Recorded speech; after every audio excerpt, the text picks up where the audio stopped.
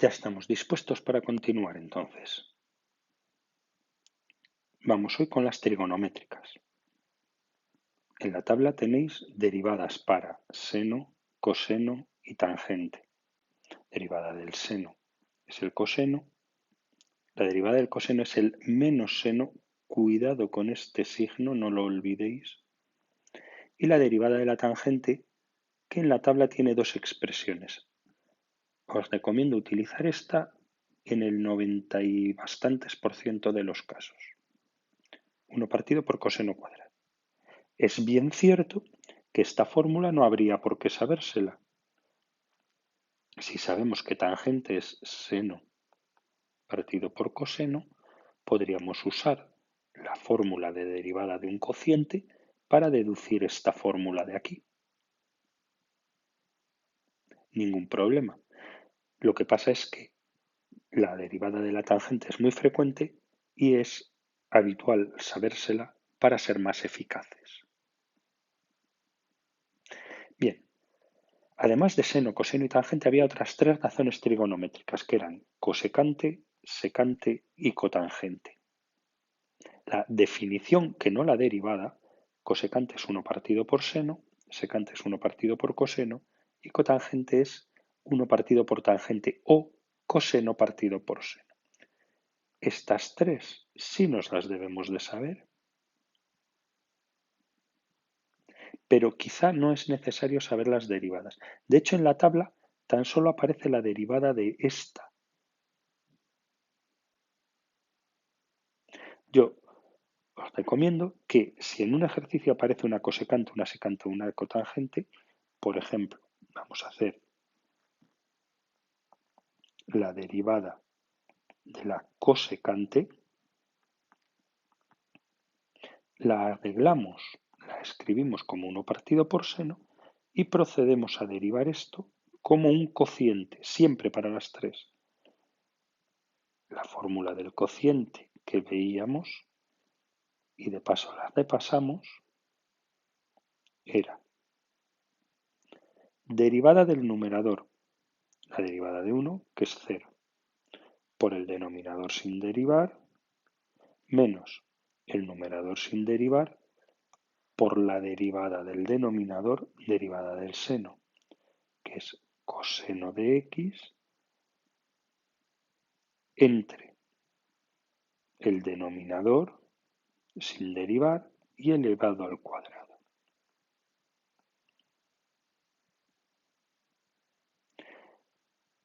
Tenemos entonces que multiplicar 0 por seno de x. Cuidado, que esto es un error muy frecuente que no podemos permitirnos. Esto da 0. Por tanto, 0 menos coseno de x, que se puede escribir menos coseno de x.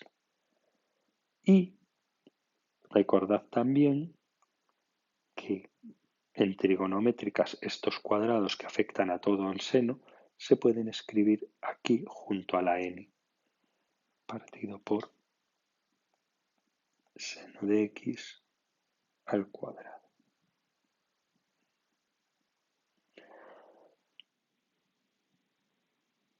Continuamos con otro ejemplo para que veáis cómo derivaría cotangente de x para obtener la misma fórmula que la tabla de vuestras derivadas.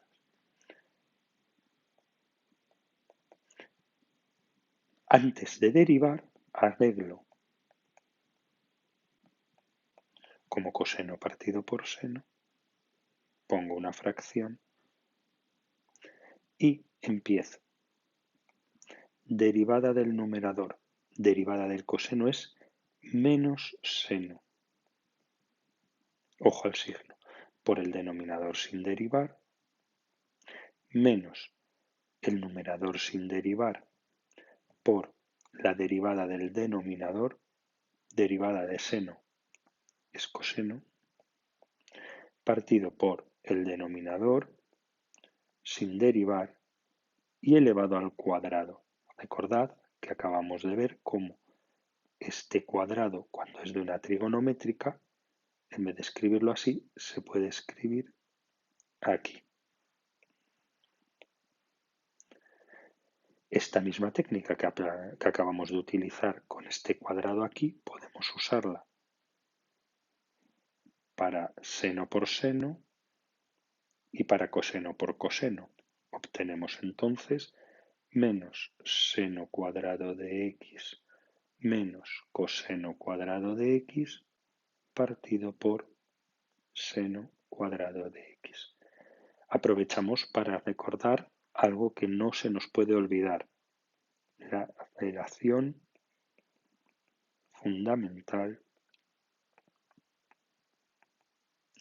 de la trigonometría, que era seno cuadrado de x más coseno cuadrado de x es igual a 1. Si seno cuadrado de x más coseno cuadrado de x es igual a 1, menos seno cuadrado de x menos coseno cuadrado de x será igual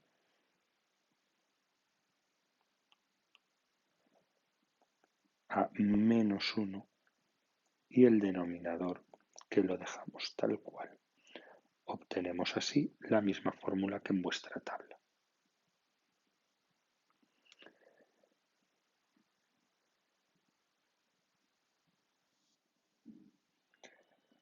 La primera novedad para este curso son las funciones arco, que el año pasado no las utilizábamos. Función arcoseno, función arcocoseno y función arcotangente. Bien, en realidad vais a ver muy poquitas derivadas que utilicen arcos senos o arcos cosenos. Sobre todo cuando usemos algún arco van a ser arcos tangente. Pero el caso es que las tres fórmulas entran en temario y cualquiera de ellas puede caer.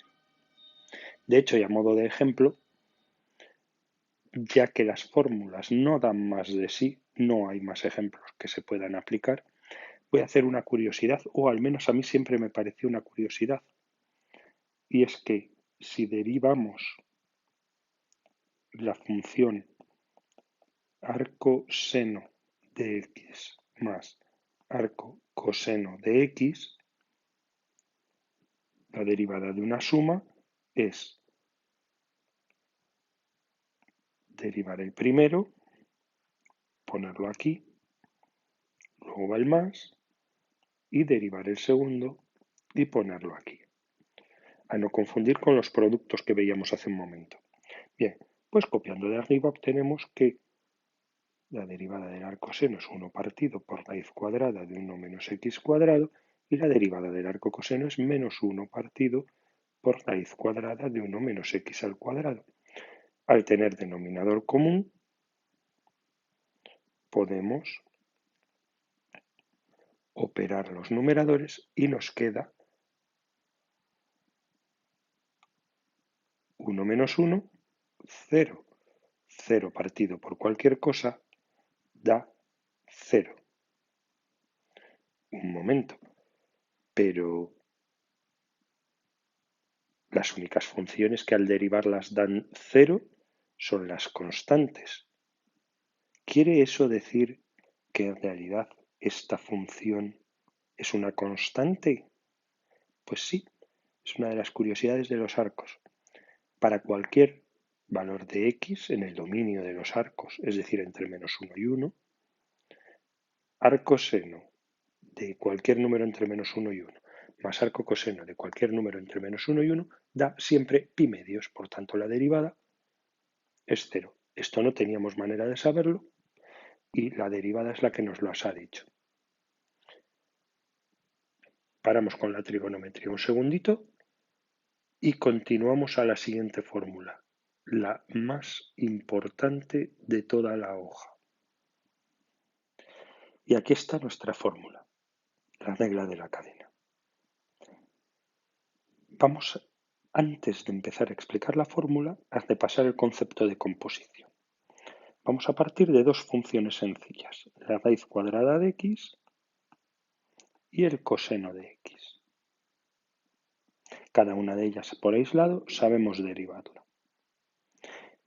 También hemos aprendido a derivarlas cuando se unen con un más. Esto ya sabemos hacerlo. También hemos aprendido a derivarlas cuando se unen con un por o con un dividido. Esto de aquí también sabemos hacerlo. Lo que vamos a aprender hoy es a derivar cuando una está dentro de la otra. Es decir, vamos a derivar la raíz cuadrada del coseno de x. Una composición es mezclar dos funciones que se aplican una sobre la otra. Es decir, sabemos derivar raíz cuadrada de x y vamos a aplicar la regla de la cadena a derivar la raíz cuadrada de 5x o la raíz cuadrada del logaritmo neperiano de x o la raíz cuadrada de e elevado a x o el logaritmo neperiano del coseno de x. Varias funciones que están una dentro de otra. Vamos a quedarnos con el ejemplo que acabamos de ver, que es la novedad. Y igual a raíz cuadrada de coseno de x. Recogemos aquí y vemos que hay una primera función exterior dentro de la cual hay una segunda función. Parece bastante claro que la u de la que habla esta fórmula, en nuestro ejemplo, es la raíz cuadrada, que es la más exterior.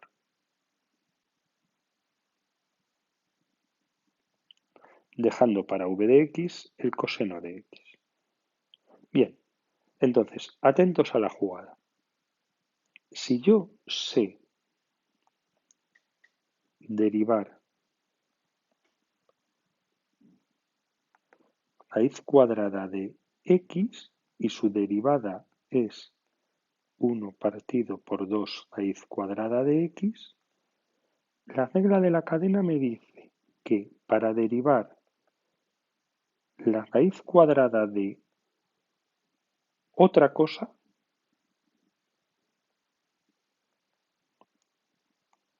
lo estoy poniendo aquí como v de x, yo derivo primero la raíz,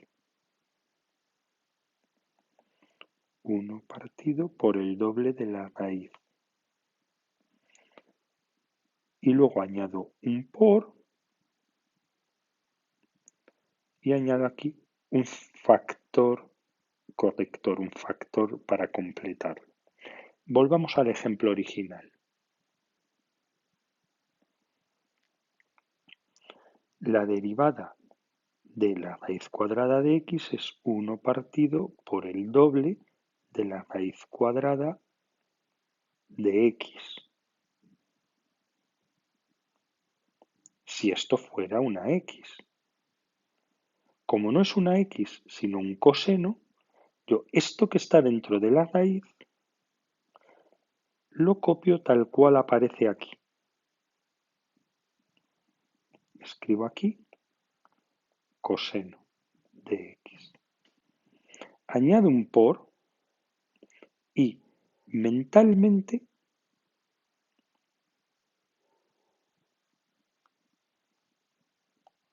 tapo esta raíz cuadrada que ya está derivada.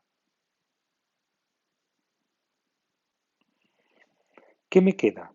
Un coseno. Bien, pues mi objetivo es añadir aquí la derivada de lo que me ha quedado una vez tapada mentalmente esa raíz cuadrada. Es decir, si la derivada del coseno es el seno, añado aquí seno de x multiplicando.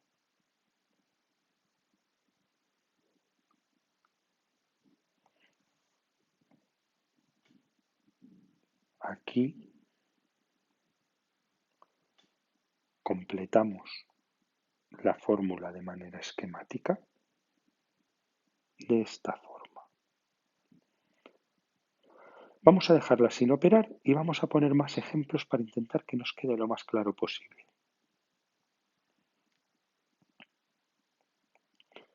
En vez de la raíz cuadrada del coseno, vamos a derivar ahora el coseno de la raíz cuadrada. Es decir, la fórmula me permite tener un coseno como función más exterior, a la que yo voy a llamar u, y en el interior una raíz cuadrada de x. Vista esta estructura, empezamos siempre de fuera para adentro. Para empezar siempre de fuera para adentro, imaginamos que aquí hubiera una x. La derivada del coseno de x será menos seno de x. Anoto. Menos seno. Recordamos que aquí no hay una x. Por tanto, aquí no pongo una x, pongo todo lo que ahí debajo haya. Raíz cuadrada de x. Mientras esto de aquí no sea una x, añado aquí un por.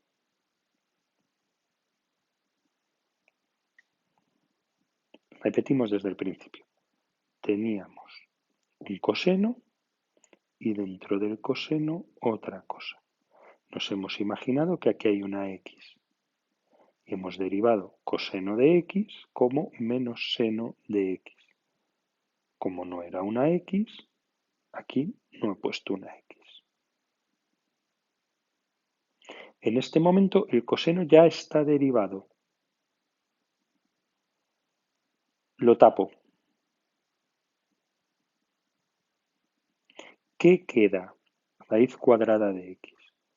Pues después del por que he añadido aquí, escribo la derivada de la raíz cuadrada de x. El coseno está ignorado porque ya está derivado, es decir, 1 partido por el doble de la raíz cuadrada de x.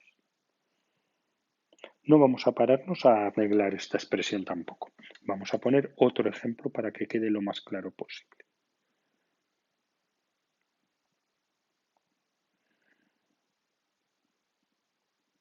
Y igual al logaritmo neperiano de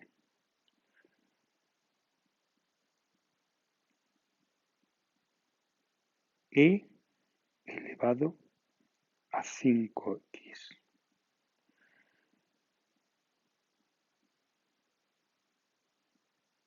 Es un ejemplo muy tonto, es un ejemplo sin mucha dificultad, de hecho se podría arreglar, pero lo importante es entender bien la fórmula.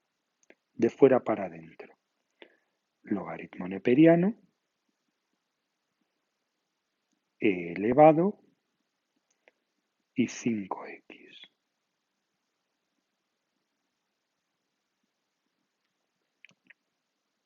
Tres funciones. Bien, empezamos por fuera, a la que llamamos u. Todo lo que esté dentro de la u lo unimos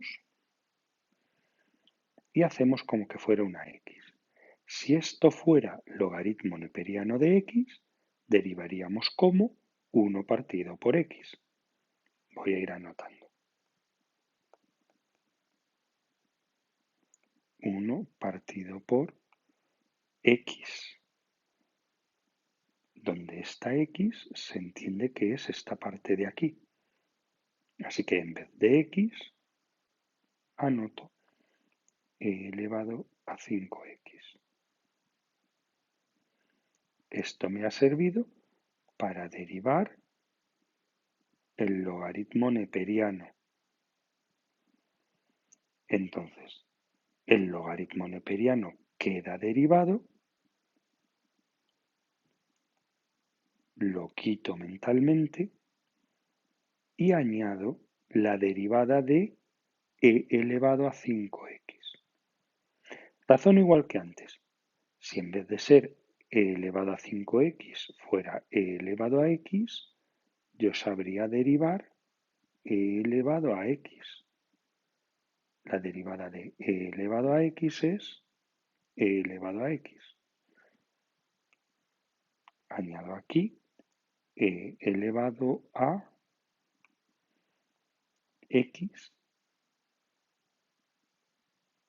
donde x es lo que aquí está escrito, es decir, e elevado a 5x. Es decir, logaritmo neperiano de todo esto, aquí. Añado un por y quito el logaritmo neperiano. Y derivo e elevado a esto, aquí. Bien, esto me ha derivado la e, así que el logaritmo ya estaba quitado, la e ya estaba quitada. Derivamos el 5x, derivada de 5x, aquí. Vamos a parar aquí por hoy. El vídeo de mañana repasamos la regla de la cadena con más ejemplos. Y de momento, y para que lo vayáis intentando vosotros, os reto a que hagáis ejercicios del libro de texto desde el que lo habíamos dejado ayer hasta el 81. No es necesario hacerlos todos y apuntad las dudas que tengáis sobre la regla de la cadena para ver si con el vídeo de mañana se pueden solucionar. Mucho ánimo, seguimos adelante.